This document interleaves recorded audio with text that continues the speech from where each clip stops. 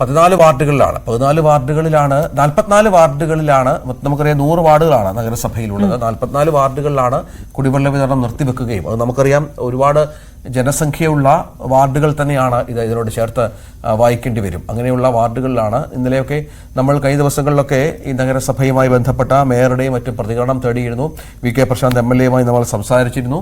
ഒപ്പം നഗരത്തിന്റെ ചുമതലയുള്ള മന്ത്രിമാർ ശിവൻകുട്ടി അടക്കമുള്ളവർ അവിടെ എത്തി ഈ ജോലികൾ അതിന്റെ ക്രമീകരണങ്ങൾ നോക്കുന്ന സാഹചര്യം കൂടി ഉണ്ടായിരുന്നു. പക്ഷെ അപ്പോഴൊക്കെ ഈ പ്രശ്നം പരിഹരിക്കാനായില്ല. കുറെ മണിക്കൂറുകളിലേക്ക് ഇന്നലെ രാത്രി പമ്പിംഗ് ആരംഭിച്ചെങ്കിലും ചില ഭാഗങ്ങളിൽ ലീക്ക് ഉണ്ടായതിനെ തുടർന്ന് പിന്നെയും നിർത്തിവെക്കുകയായിരുന്നു. തീർച്ചയായും രാത്രിയിൽ പമ്പിംഗ് ആരംഭിച്ചു. ചില ഭാഗങ്ങളിൽ ലീക്ക് ഉണ്ടായപ്പോൾ അത് നിർത്തിവെക്കുന്ന സാഹചര്യമുണ്ടായി. വീണ്ടും ഈ പ്രശ്നം പരിഹരിക്കാനുള്ള ശ്രമങ്ങൾ വലിയ തോതിൽ മുന്നോട്ട് കൊണ്ടുപോയി. അതിനുശേഷവും ഇത് ഒന്നും സംഭവിക്കാത്ത തരത്തിലേക്ക് കാര്യങ്ങൾ എത്തുകയും ഏറ്റവും ഒടുവിൽ രാത്രിയിൽ പമ്പിങ് പുനരാരംഭിച്ചു എന്നുള്ള വിവരം പുറത്തു വന്നു. പക്ഷെ അപ്പോഴും എല്ലാ സ്ഥലങ്ങളിലും പൂർണ്ണതോതിൽ വെള്ളം എത്തിയിട്ടില്ല എന്നാണ് നമുക്ക് ലഭിക്കുന്ന വിവരം. ഭാഗികമായി വേണമെങ്കിൽ പുനഃസ്ഥാപിച്ചു എന്ന് പറയാം. ഏതായാലും ആശ്വാസകരം.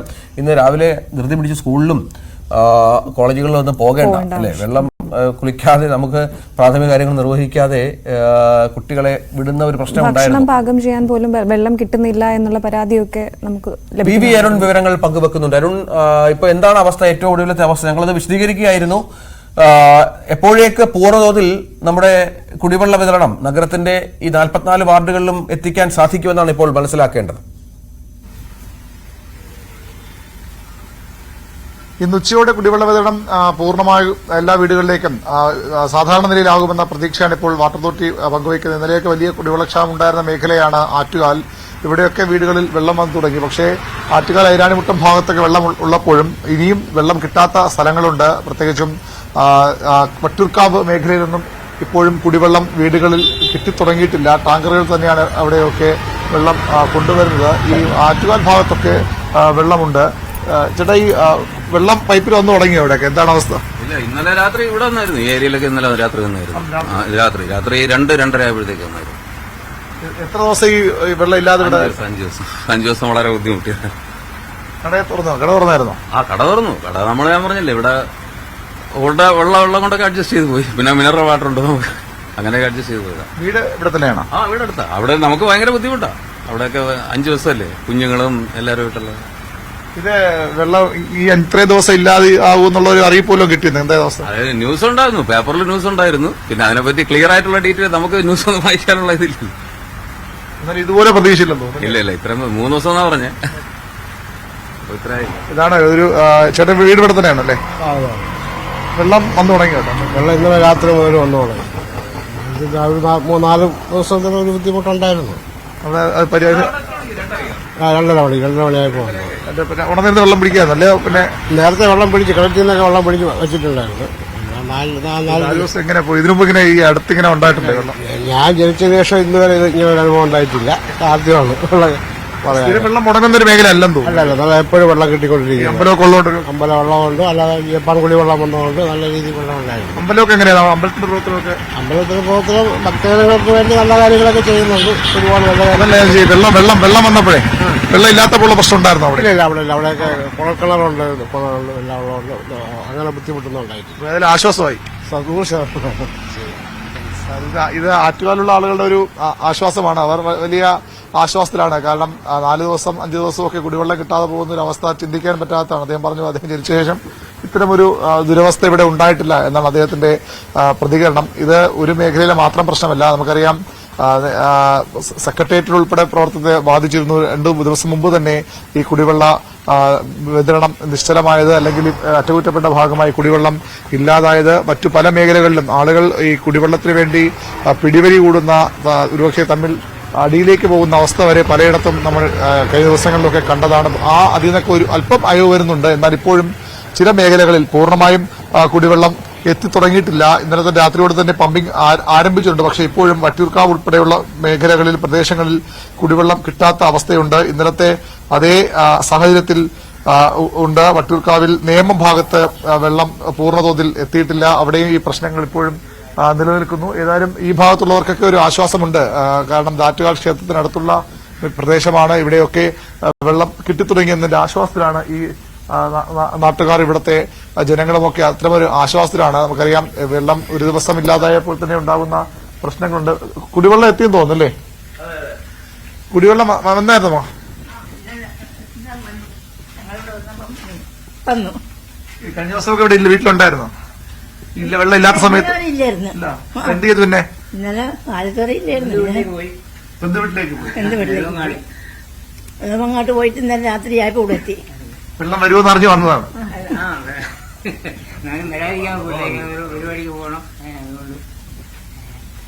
ഇതിനു മുമ്പ് ഇവിടെ ഇങ്ങനെ വെള്ളം ഇല്ലാതെ പ്രശ്നം ഉണ്ടായിട്ടുണ്ടോ?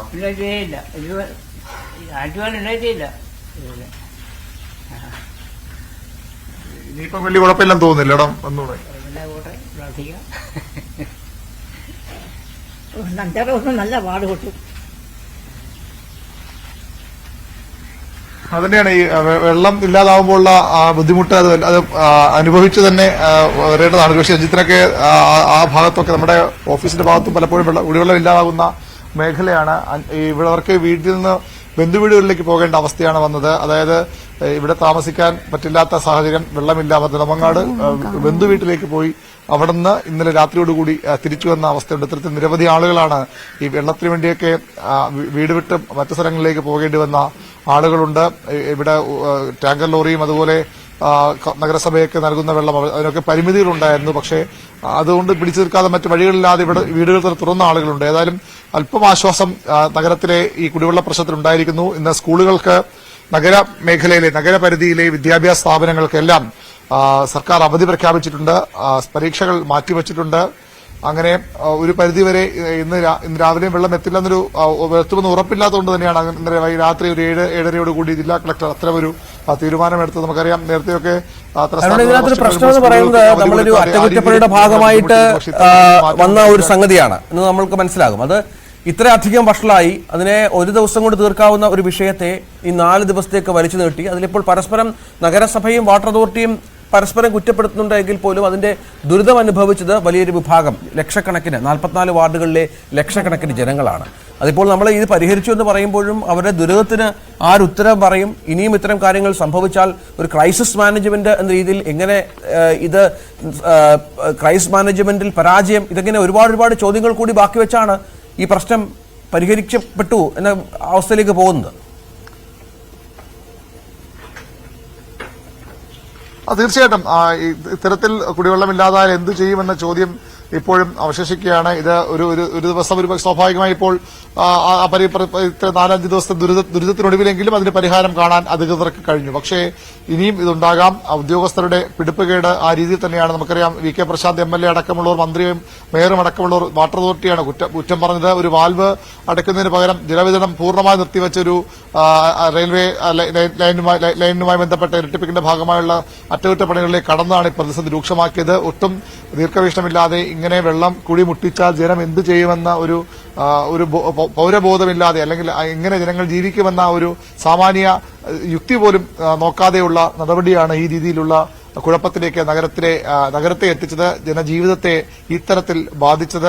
ഇനിയും അത്തരം സംഭവങ്ങൾ ആവർത്തിക്കാൻ കാരണം നഗരത്തിൽ പല നിർമ്മാണ പ്രവർത്തനങ്ങളും റോഡ് വീതി കൂട്ടലും റെയിൽപാത ഇരട്ടിപ്പിക്കലും ഒക്കെ ഇനിയും ഉണ്ടാകും. അപ്പോഴുമൊക്കെ ഇത് തന്നെയാകൂ അധികൃതർ സ്വീകരിക്കുന്നത്. അങ്ങനെ ഏതെങ്കിലും തരത്തിലുള്ള കുടിവെള്ള പ്രശ്നങ്ങൾ നമുക്കറിയാം രഞ്ജിത്ത് ഒരു പതിറ്റാണ്ടുകളായ തലസ്ഥാനത്തിലെ ഏറ്റവും പ്രധാനപ്പെട്ട ഒരു പ്രശ്നമാണ്. കുടിവെള്ള ലൈനുകൾ അടിക്കടി പൊട്ടുന്നത് നമുക്കറിയാം. ഓരോ ആഴ്ചയിലും കുടിവെള്ള പൈപ്പ് ലൈൻ പൊട്ടുന്ന സംഭവങ്ങൾ തലസ്ഥാനത്തുണ്ട്. പക്ഷേ കഴിഞ്ഞ കുറേ നാളുകൾ അതിനൊരു വലിയ പ്രശ്നമില്ലാതെ പോവുകയായിരുന്നു. കുടിവെള്ള പൈപ്പ് ലൈൻ പൊട്ടി റോഡ് തന്നെ ഒലിച്ചുപോയ സംഭവങ്ങൾ തലസ്ഥാനത്ത് ഉണ്ടായിട്ടുണ്ട്. ആഴ്ചകളോളം വെള്ളമില്ലാതെ ഉള്ള പ്രദേശങ്ങൾ ഇപ്പോഴുമുണ്ട്. അത് നമ്മൾ ഇതൊരു നഗരത്തെ 44-45 വാർഡുകളെ ഒരുമിച്ച് ബാധിച്ചുകൊണ്ടാണ് നമ്മൾ ഇത്തരത്തിലുള്ള ഒരു ആ രീതി ചർച്ച ചെയ്യപ്പെടുന്ന വിഷയം. പക്ഷെ അങ്ങനെയല്ലാതെ ഇപ്പോഴും ആഴ്ചകളോളം വെള്ളം കിട്ടാത്ത പ്രദേശങ്ങളുണ്ട്. രാത്രി ചില സമയങ്ങളിൽ മാത്രം കുടിവെള്ളം വരുന്ന മേഖലകൾ തലസ്ഥാനത്തുണ്ട്. അത്തരം പ്രദേശ ജനങ്ങളും ഇതേ രീതിയിൽ ബുദ്ധിമുട്ടുകയാണ്. അവർക്കും അവിടെ സമാനമായ പ്രശ്നങ്ങളുണ്ട്. ഈ കുടിവെള്ള വിതരണത്തിന് കൃത്യമായ ഒരു ശാശ്വതമായ ഒരു പരിഹാരം, പഴയ ലൈനുകളൊക്കെ മാറ്റി ഇപ്പോൾ പുതിയ ലൈനുകൾ സ്ഥാപിച്ചാണ് ഈ അടിക്കടി ഉണ്ടാകുന്ന പൈപ്പ് വോട്ടറുകൾ ഒഴിവാക്കിയത്. പക്ഷേ അപ്പോഴും ഇത്തരം നിർമ്മാണ പ്രവർത്തനങ്ങളുടെ ഭാഗമായും മറ്റും വെള്ളം വിതരണം തടസ്സപ്പെടുന്നത് ജനജീവിതത്തെ, ജനങ്ങളെ അത്ര ചെറുതായൊന്നുമല്ല ബാധിക്കുന്നത്. നമുക്കറിയാം ഓഫീസിൽ പോകാൻ കഴിയാത്ത അവസ്ഥയുണ്ട് പലർക്കും. ഇന്നലെ ഒരുപക്ഷെ ശനിയും ഞായറുമാണ് ഈ 2 ദിവസം എന്നുള്ളത് കൊണ്ട് ഇതിന്റെ ഒരു ആഘാതം ചെറിയ തോതിലെങ്കിലും കുറഞ്ഞെന്ന് നമുക്ക് പറയേണ്ടി വരും. വർക്കിംഗ് ഡേ ആണ് ഈ ദിവസം 2 ദിവസം കൂടി വർക്കിംഗ് ഡേ ആയിരുന്നുവെങ്കിൽ ഒരു പക്ഷേ കൂടുതൽ ബുദ്ധിമുട്ടിയേനെ.